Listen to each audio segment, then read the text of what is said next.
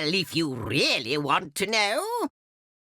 When our two hard-headed but passionate saviors returned to Rivellon, they started up a steamy romance, a story for the ages. Equally familiar in their little home were the sounds of passion and the breaking of glass. And thus Rivellon's first pair of cohabitating arch-nemeses lived out their days.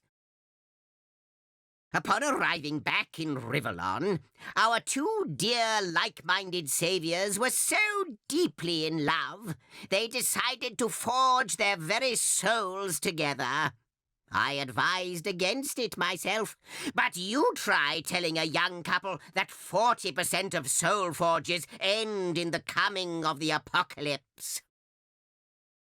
Well, our saviors were fine companions, one slightly love-struck, the other a respectful friend.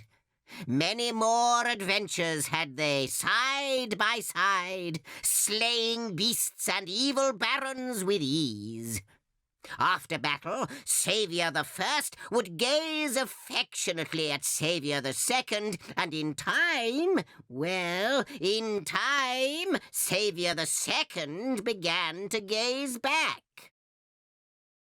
Well, a troubled tale is that, a troubled tale indeed. Wherever Saviour the First went, Saviour the Second was sure to follow. Saviour the First, who had no interest in the love-struck hanger-on, took up residence in a fortress, complete with moat and crocodiles, and dared Saviour the First to attempt an entrance. Attempt the Saviour did, and now we've only one whole Saviour left. If you've ever tried to romance a brick wall, you'll know just how Saviour the First felt while wooing Saviour the Second. They accepted work on the new city council of Silverglen, and Saviour the First never gave up hope that some land dispute resolution or water rights ordinance might be just the key into Saviour the Second's heart. Well, a troubled tale is that, a troubled tale indeed. Such were Saviour the First's attempts at winning the heart of the quite disgusted Saviour the Second. The first died of heartbreak. Some say that on quiet nights you can still hear two ancient voices croaking, "Love me," and "Never," on the summer breeze. If you've ever tried to romance a brick wall, you'll know just how Saviour the First felt while wooing Saviour the Second. But perhaps for the best, the two parted ways when they returned to Rivellon.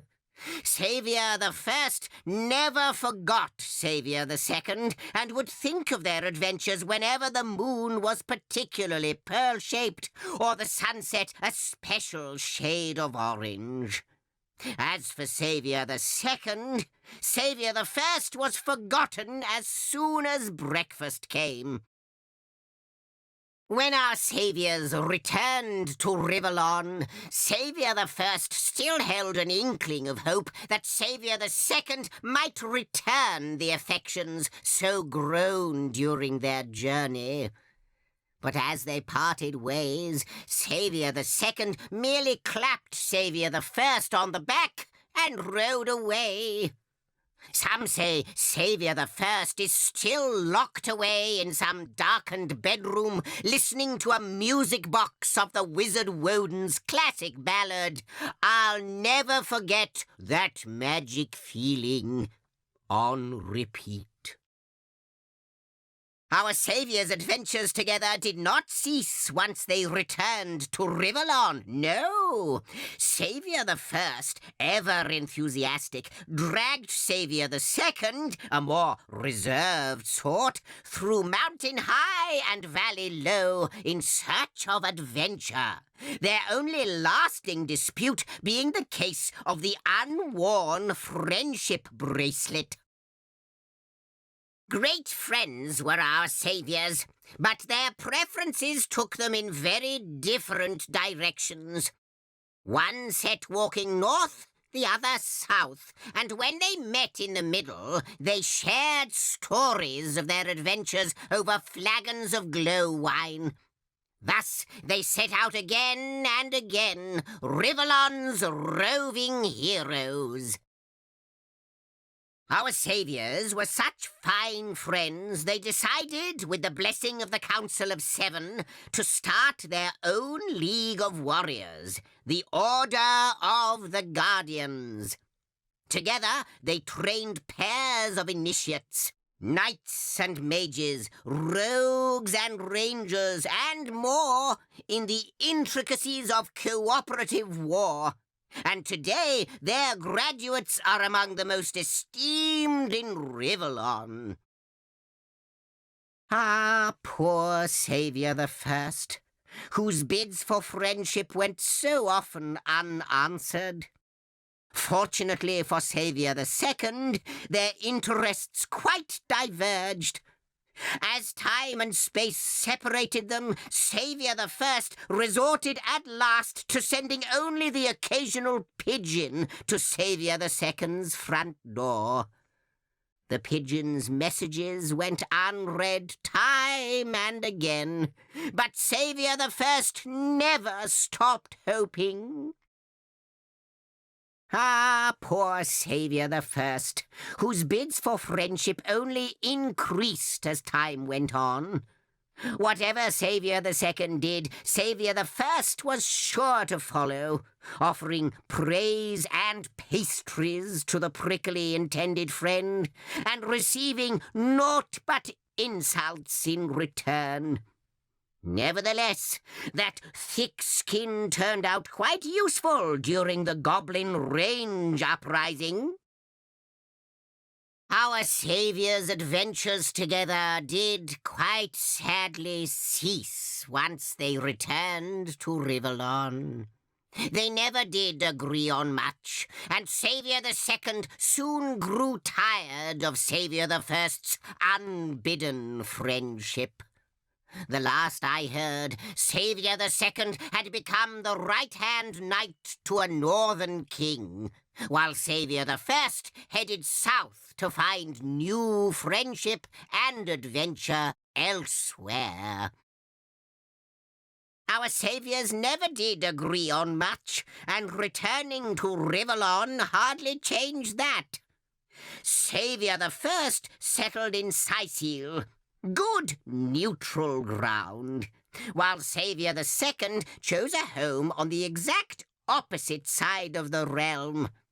Nevertheless, Saviour the Second was sure to send the occasional insulting greeting card or package of toenail clippings now and then, just to underscore the point. Well, I can't say it's a very interesting tale.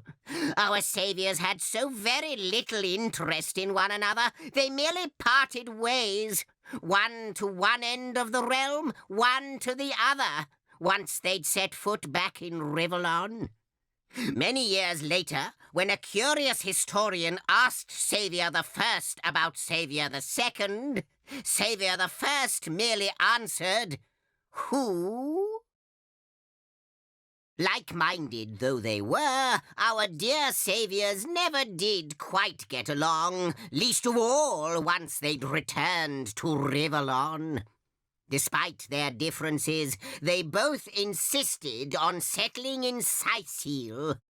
Saviour the First, ever the stoic, never paid any attention to Saviour the Second's slow and steady stream of insults hurled over their backyard fences. A strange pair, our saviors. Never had two souls so like-minded detested each other so very much. They were both asked to preside as joint representatives of the Council of Seven, and, of course, both accepted. When they're not passing revolutionary legislation for the greater good, they spend most of their time muttering nasty insults in one another's ears.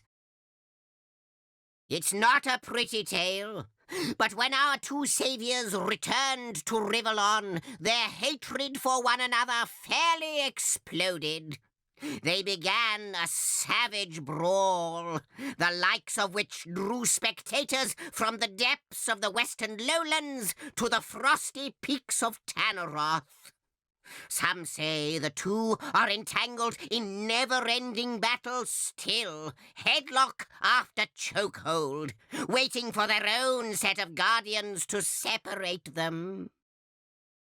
The end.